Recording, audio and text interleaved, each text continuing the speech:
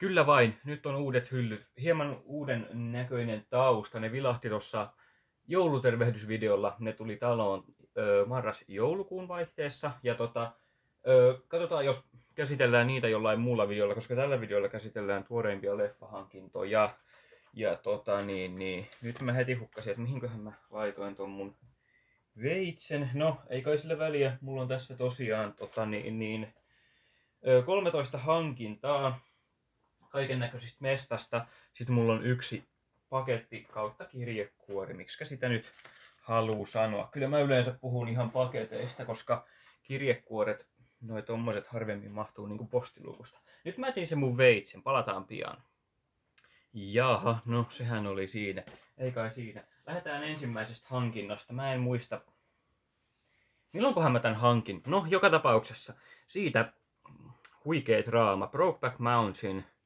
Ang Leen ohjaama elokuva. Ang Leehän on ainakin itselleen tunnettu tästä 2003 Hulk-filmistä. Voi pojat, se pitäisi todellakin katsoa uudestaan. No mutta Heath Ledger ja Jake Gyllenhaal, Anne Hathaway, Michelle Williams sekä tämä mikäs tää yksi jätkä oli? Randy Quaid, kyllä. Ei tarvinnut luntata takakannesta, hyvä homma. Yes, eli tämä San Metronomen perus DVD tästä hyvästä draamafilmistä sijoittuu 63 Wyomingin Brokeback-vuorelle, kyllä.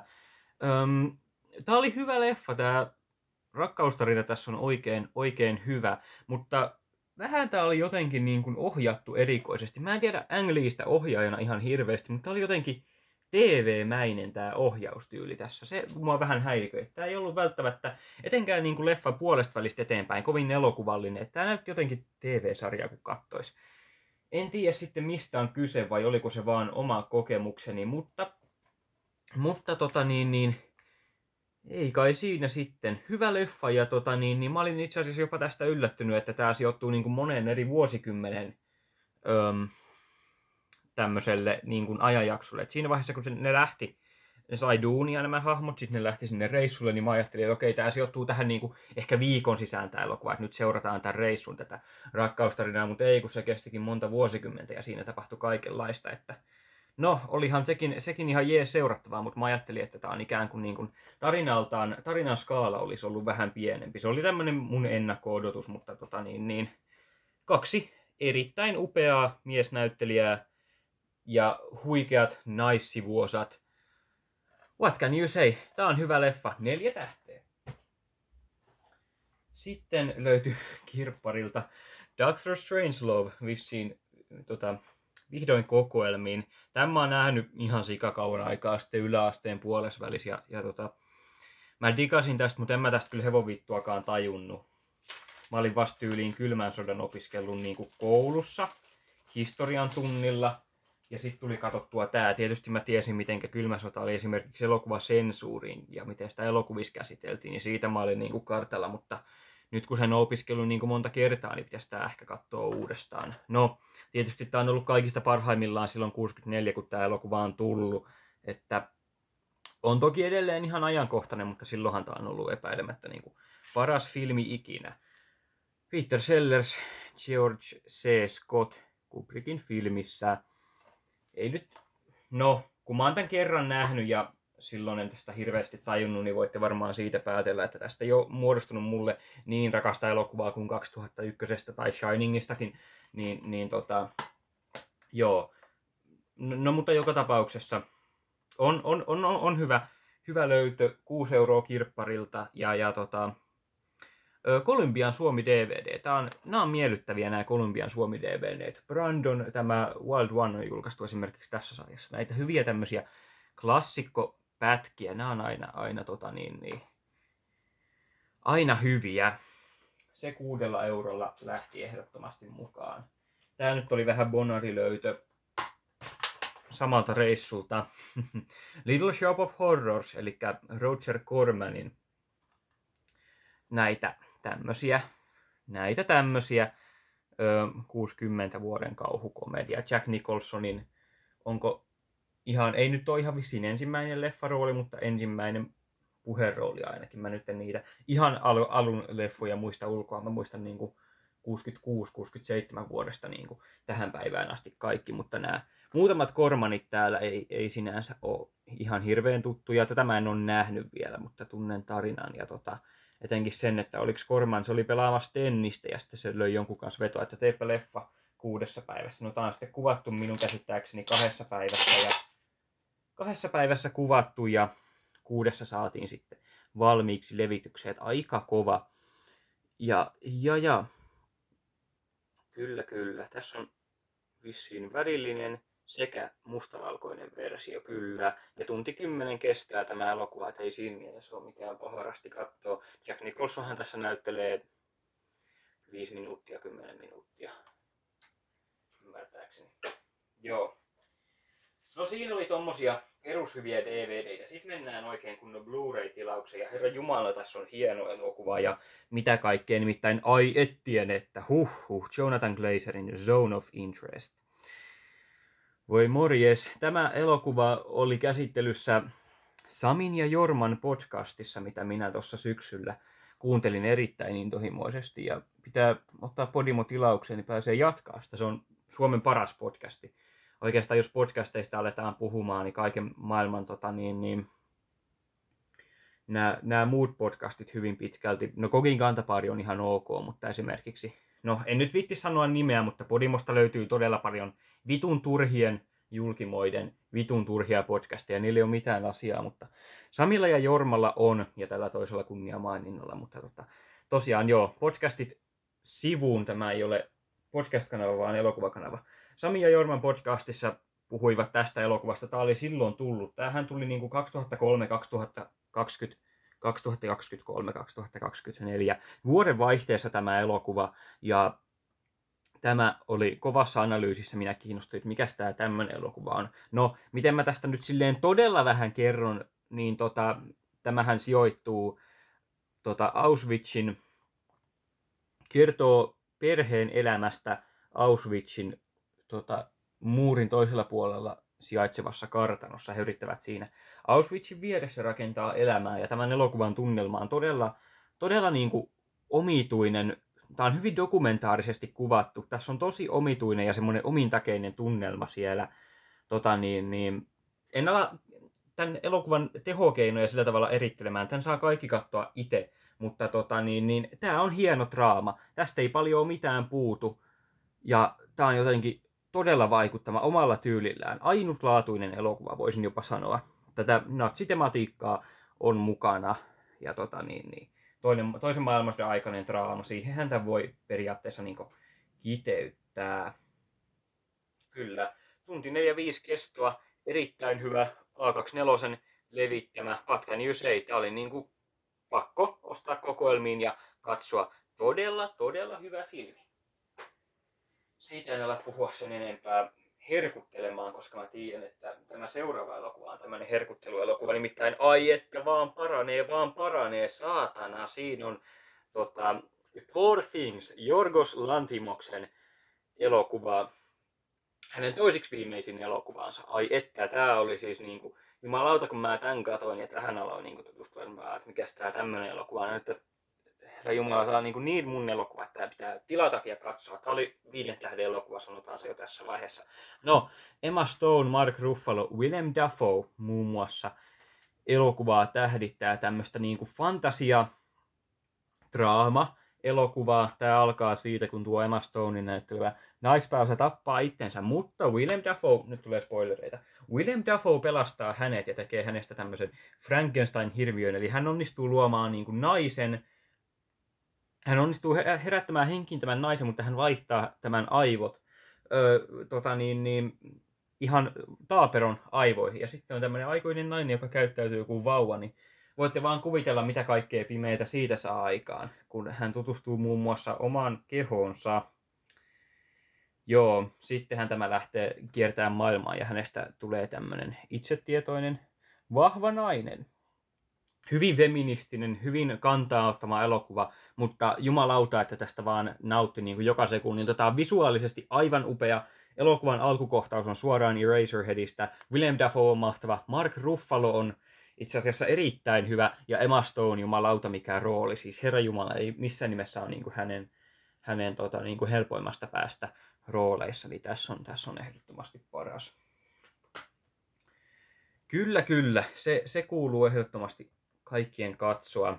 2020-luvun paras elokuva, ja tämäkin vuosikymmen alkaa olla niin kuin puolivälissä, ja mitähän muuta tässä on nyt tullut, minkä voisi nostaa niin kuin ihan 5 tähden kamaksi. No, Zone of Interest tietysti oli omalla tavallaan ihan 5 tähden kamaa, mutta se on vähän... Mietitään näitä asioita. Tämä on ihan niin kuin minun rakkauden kohteena ollut tämä elokuva. Tätä on mehusteltu ja tämä pitää vielä uudelleenkin nähdä jossain kohtaa. Tämä on vaan niin erittäin hieno. Jorgos Lanthimokselta katsoin saman tien erityismaininta. Kinds of Kindness seuraavalta vuodelta tuli viime vuoden kesänä. Siinäkin Emma Stone, Willem Dafoe ja tämä perusjengi. Mahtavaa. Sekä tänä vuonna tulee samaiselta ohjaajalta Bugonian niminen elokuva. Se pitää ehdottomasti nähdä. Siinä on myös yllätys Emma Stone. Jorgos Lanthimoshan tunnetaan tämmöisistä taiteellisista, suhteellisen mustan huumorin sävyttämistä Mindfuck-elokuvista. Ja hän on kyllä ehkä paras nykyohjaaja. Ei ole kovin kaukaa haettua, jos näin sanoisin. Jees. Ne oli Levykauppa X:stä itse asiassa tilasin. Mun mielestä nämä molemmat olisi löytynyt Suomikassusta, mutta hintaa olisi taas tullut hieman enemmän, niin mä en sitten lähtenyt niitä tilailemaan. Mennään eteenpäin. Tää oli joululahja Friendiltä. Tää oli itse asiassa ihan hauska. Kiire pari kamaa, mutta lahjan ominaisuudessa arvo nousee arvoon arvaamattomaan. Vittu mitä runoilua. Eino Leino saisi soitella. Anger Management, Nicholson Sandler tämmöisessä 2000-luvun alun hupsuttelukomediassa. Mä en itse asiassa tiedä tämän elokuvan juonesta hirveästi mitään, mutta tässä on Adam Sandler, Jack Nicholson, Woody Harrelson, John Turturro, Marisa Tomei. Okei, suhteellisen kova kästi ainakin.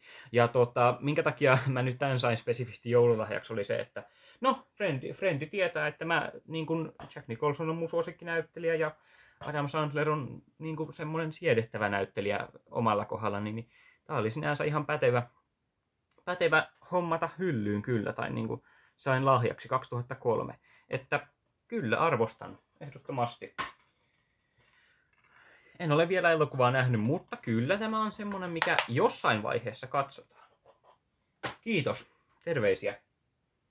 Sitten mennään seuraaviin leffatilauksiin. Tässä on kans aika kovaa kamaa. Nyt on tämmöistä nyky-arthouse-elokuvaa tässä ollut. Ja seuraavaksi, After Sun, Päivämme auringossa, Paul Mescal ja Frankie Corio. Charlotte Welsin naisohjaajan hienossa draamassa. Tämä on kans A24 käsialaa Moonlightin tuottajalta ja hemmetin hieno draama. Menee pilalle periaatteessa koko elokuva, jos mä tästä selitän mitään muuta kuin sen, että tämä kertoo nuoren isän ja tämän tyttären Kanarian matkasta. Ei se Kanarian matka ollut, se oli joku tämmönen pakettimatka, lukeeko se nyt spesifisti täällä takakannessa. No, eipä lue, he ovat jossain Turkissa tai jossain etelässä lomareissulla ja tää on niinku todella hieno, erittäin hieno draama. Paul Mescal voisi jopa sanoa nousevaksi nimekseen, tai onko hän niinku, hän tietyllä tapaa on nyt tällä hetkellä huipulla, että tuli tämä All of Us Strangers draama, sitten hän oli Gladiator 2. oli sivuosassa ja sitten After Sun, niin hemmetin hienoa jälkeä. Tämän elokuvan perusteella nuori jäbä taitaa olla juuri 30. Tässä on hieno draama vuodelta 2022. Erittäin hyvä. Ja suomikantinen, nämä on ollut kaikki muut, noi Blu-rayt oli skandinaavisia, kaikki muut tässä on nyt ollut ihan, pohjoismaista tai suomikantista, mutta mä oon nyt oppinut sen, että näitä arthouse-leffoja, jotka mua kiinnostaa, niin näitä löytää tosi hyvin suomikantisina. Ja vielä kun suomikantisia painetaan ja mitä kaikkea, niin nämä pitää ehdottomasti ostaa, koska tossakin lukee Päivämme auringossa ja takakansiteksti on suomeksi. Eli mitä mahtavinta. Tää nyt maksoi pari euroa enemmän kuin joku hypoteettinen skandijulkaisu, mutta kyllähän minä tätä arvostan niin kuin aivan ehdottomasti. Mahtavaa. Tilasin muuten Suomikassusta verkkokauppa, joka on aina mainitsemisen arvoinen, kallista ja suhteellisen huono valikoiva, mutta tulee nopeasti. Tämäkin tuli 2 päivässä postiluukusta. Niin aina välillä niin kannattaa katsoa, niin jos on semmoinen elokuva, että nyt mä haluan ton viikonlopuksi katsoa, niin Suomi-kassusta saattaa löytyä, niin sitten se tulee ihan niin pääsee näppärästi katsomaan. Ja kyllä se valikoima, kyllähän siellä on hyviä leffoja tarjolla, mutta hinnat on aina vähän kalliimpia. Toisaalta pitää huomioida se, että Blu-rayten hinta nyt on muutenkin kasvanut noiden skandinaavisten ja muiden vastaavien, että filmihulluleffakaupastakin, kun on ehkä tottunut siihen, että vielä vuosia sitten sai jonkun uuden Nordic-julkaisun ihan niin kuin vajaa 10, niin nyt pitää melkein 15 G maksaa jokaisesta joku, mikä nyt olisi joku uutuusleffa, joku Ryan Goslingin Fall Guy vaikka skandipainos, niin ovat kyllä hinnat nousseet valitettavasti, mutta näitä keräillään joka tapauksessa. Tämä oli Filmihullusta. Drive My Car, Oscar-voittaja, paras kansainvälinen elokuva, kyllä. 2021 vuoden filmi tämä, Ryusuke Hamaguchin ohjaama draama, suomikantinen Future-filmin levy. Nyt ei mennä tähän elokuvaan sen enempää, minä en ole tätä nähnyt. Mä tiedän, että tämä on melkoinen suur elokuva, mutta muoveissa oleva suomikantinen Future-filmin Blu-ray. Tämä on kyllä kans oma herkullinen sarjansa, koska Future-film on kova julkaisija ja etenkin näin Arthouse-elokuvasta kun on kyse, niin on epäilemättä tehty niin kuin kunniaa kyllä. 15 G makso, mutta se on ihan hyvä suomikantisesta elokuvasta. Törkeä hieno tuo Saab-ajoneuvo tuossa elokuvassa. Jonkinlainen eksistentiaalinen teemahan tässä on ja kestoa sen 3 tuntia. Kiinnostaa ehdottomasti. Mä muistan kun tämä elokuva tuli ja melkein kaavailin, että tämähän voisi olla ihan hieno mennä katsomaan, mutta ei sitä sitten koskaan tullut katsoneeksi. Nyt se on tossa Blu-rayna ja se pitäisi katsoa mitä pikimmiten. Sitten mä kävin tämmöisessä suht keskinkertaisessa tai suoraan sanottuna vitun paskassa Punaisen Ristin kirpparissa, josta ei ikinä löydä mitään, mutta kerran kun löytyy, niin pitää ottaa leffa mukaan, etenkin kun kyseessä on niinkin hauska leffa kuin Kala nimeltä Vanda. No perhana, tämähän lähti. Brittiläinen Blu-ray tämmöisellä pahvisliivillä, ei ole Blu-ray, DVD anteeksi. Ja 3 hintalappu paistaa tuolla, otetaanpa se itse asiassa tosta pois, jos se lähtee inhimillisesti. Ei se nyt ainakaan tähän lähde. Joka tapauksessa tämmönen vähän niinku puoliksi Monty Python tyylinen elokuva, että se on jenkkihuumoria ja brittihuumoria sekoitettu, kun tää on niinku co-production. Ja John Cleese, Jamie Lee Curtis, Kevin Kline, Michael Palin tässä elokuvassa. Hauska tämmönen niinku rikoskomedia. No voisi jopa melkein sanoa rikoskomedia. Mulla kesti kyllä niinku elokuva oli jo ihan lopussa, kun mä olin melkein jopa niinku turhautunut tähän elokuvaan. Tää on omalaatuinen komedia kyllä. Alku vaikutti ihan hyvältä, mutta sitten mennään ihan niin 3 varttia ihan omassa suossa. Mä olin niin turhautunut, mistä vitusta tää kertoo, mitä vitun huumoria. Tää on ihan vitun perseestä. Tietysti mä digaan esimerkiksi John Cleese vetää tästä tosi hyvän roolia Michael Palin kanssa. Mä olin, että tää on ihan vitun paskaa huumoria. Mikä elokuva tää nyt on olemina? Tää on niin itseään täynnä ja tää on jotenkin, mutta sitten kun se alkaa aukeamaan se juoni, niin mä olin, että okei, no tää on kyllä aika hyvä. Ja kyllähän tää aika hyvän maun jätti. Että tääkin on semmonen, olisiko 4/5 tai 3,5 tähteä. Mä dikasin tästä. Tämmönen omalaatuinen posse tässä, suhteellisen eksentrisiä hahmoja ja vaikeasti lähestyttäviä hahmoja. Mutta kyllä, kun tähän elokuvaan pääsee sisään, niin tää on hyvä. Tää saattaa olla myös ihan vitun paskaa, mutta jossain määrin pääsin kyllä itse tähän sisään. Suomitekstit löytyy ja hauskoja kohtauksia. Ihan jees. Ehdottomasti niin kuin hyllykamaa sinänsä, että kyllähän tää on ihan kasarikomedian klassikko, ja kun mä Monty Pythonin jäsenistä tykkään, niin mukaan. Mä oon itse asiassa tästä leffasta yhden klipin nähnyt, ja mulla on ihan erikoinen muisto, kun mä olin katsomassa John Cleesein stand-upia, hän oli Suomessa 2022, niin siellä näytettiin sekä Monty Pythonista että tästä elokuvasta niin kuin videokuvaa, mä muistan yhden kohtauksen, ja vähän niin kuin odottelin, että se tuli tässä elokuvassa. Että joo, varauksella voin suositella kasarikomediaa hyllyyn 3 eurolla. Hyvä julkaisu. No suomikantin olisi ollut tietysti parempi, mutta kirpparilöytö on kirpparilöytö. Sitten hyvä löytö tämäkin, oikeastaan erittäin hyvä. Nimittäin Marilyn Monroen Piukat paikat, eli Some Like It Hot. No, nämä on näitä elokuvia, mitä mun olisi pitänyt nähdä jo keskimäärin vuonna 2023, mutta en ole nähnyt. Tämä pitää katsoa, Marilyn Monroe, Tony Curtis, Jack Lemmon. Tässä 50-lukulaisessa komediaklassikossa. Tämähän on Freddie Mercuryn suosikkielokuva. Lähdetään siitä liikenteeseen. Muita perusteluja ei nyt välttämättä tarvitse, että minkä takia mä tämän hankin. No, hyvä hinta, 7G kumminkin suomikantisesta MGM-DVDstä ja klassikkoelokuvasta, missä nämä miekkoset pukeutuvat naisiksi ja päätymät sitten soluttautumaan tyttöjats-orkesterin tulokkaiksi. Semi-50-lukulaista tämmöistä niin kuin crazy-komediaa ja kyllä epäilemättä hauska pätkä. Ne, jotka sanoo, että tämä on vanhentunut armotta, niin sitten ne sanovat niin, en osaa vielä yhtään sanoa, toiset sanoo, että tämä on todella raikas 50-lukulainen komediapätkä. En sitä tiedä kumpaa uskoa, mutta joo. Sieltä löytyy. Tässä ei ole mitään, tämä on vaan yksi aukeama tämä sisävihkonen täällä. Ja hyvä julkaisu ja hyvä löytö.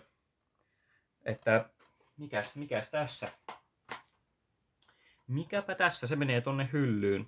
Näitä 50-lukulaisia elokuvia mä oon kumminkin herranjumala Marlon Brandon fani ja James Deanin fani, Elviksen fani, niin kyllä tää 50-luvun estetiikka on viehättänyt niin kauan kuin minä muistan. Ja tämähän on niitä keskeisimpiä sinne. Mukaan vain. Ja no sit käytiin pienessä leffakaupassa tossa. Oli tämmönen reissun tynkä sinnekin. Ja sieltä löytyi 2 elokuvaa. Ensimmäisenä tietenkin ihan ehdottomasti hyllykamaa on tämä eteläkorealainen Parasite, jonka kaikki on nähnyt. Ja no, tästä nyt ei sen kummempia analyysiä varmaan kannata heittää. Mä olin varmaan viimeinen ihminen, joka tämän katsoi, kun ei ollut nähnyt. Ja kyllähän tää on erittäin hieno elokuva. Hieno draama, joka saa yllättäviä käänteitä. Todella hyvin kirjoitettu, siis käsikirjoitus oli aivan uskomatonta. Että vähintään sen takia tämä on viihdearvoltaan niin kuin ehkä kaikista korkeimmalla pallilla, koska tämä on niin hyvin kirjoitettu, että missään vaiheessa niin kuin älyä, että mitä tässä tapahtuu. Tästä minä tykkäsin.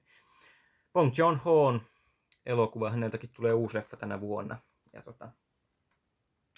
joo, tämä on 2019 tullut. Hyvä Blu-ray löytyi 7 eurolla. Tosiaan pienestä leffakaupasta, niin miksipä ei. Käsikirjoitus on puhdasta neroutta, sanoo takakansikin, ja sitähän se.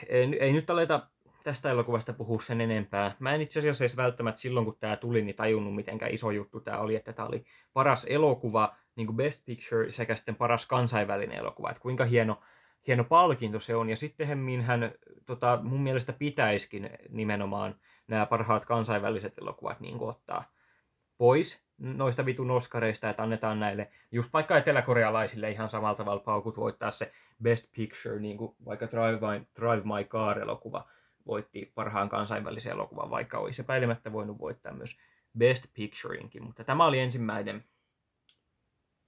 ensimmäinen elokuva, joka voitti molemmat Oscarit, ja kyllähän tämä ne ansaitsee. Paras käsikirjoitus tuli kanssa, ja ohjaus, niin ihan selkeätä meininkiä.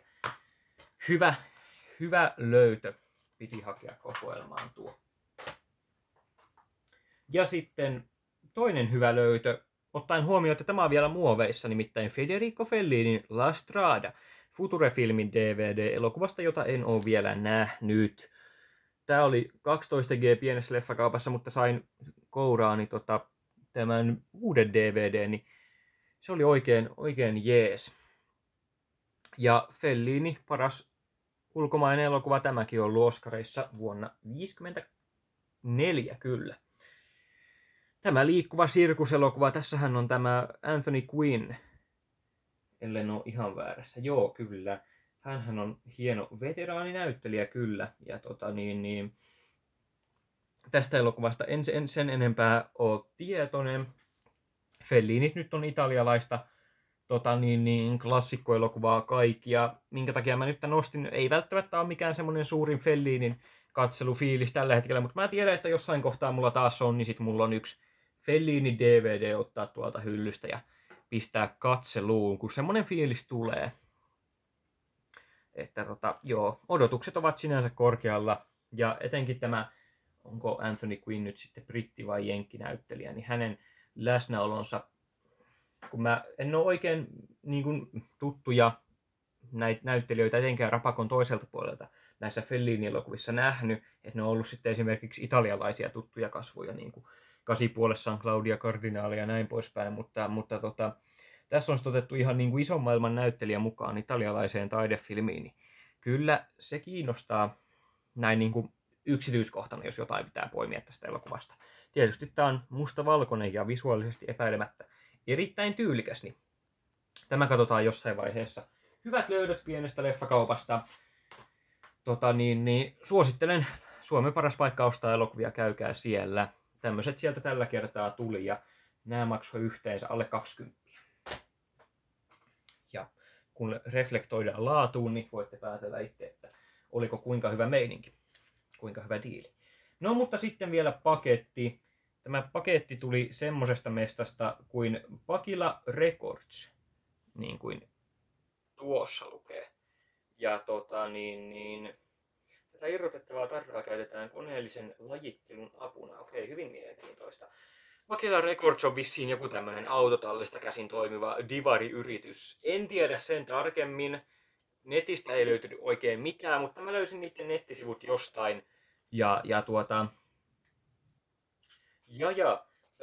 Sitten tilasin tämän elokuvan, jonka halusin kokoelmiin, niin nythän me avataan se paketti täältä näin. Tuli muuten nopeasti. Tilasin tämän sunnuntaina. Tänään on torstai, kun me tätä videota nauhoitaan. Sieltä auki. Ja katsotaan, että mitä paketti on syönyt sisuksiinsa. Jaha, täällä on muodon vuoksi laitettu tuo lähetyslistakin. Ja tulepas sieltä. Noin. Se on pakattu hyvin. Alright, no niin. Nyt meillä on tässä tämmönen pahvi kierretty tuohon ympärille. Pisteet ja kiitokset hyvästä pakkaamisesta. Terveisiä Pakilaan tonne Helsinkiin. Onko Itä-Helsingissä, ellen ole ihan väärässä? Joo. Tosta auki tuo teippi. Tilanne ihan hallinnassa, ystäväni. Noin. Ja sieltä saadaan se itse elokuva esille. Ahaa, sen olisi voinut... se olisi voinut avata näinkin. Jaa. No. Tuolta vielä.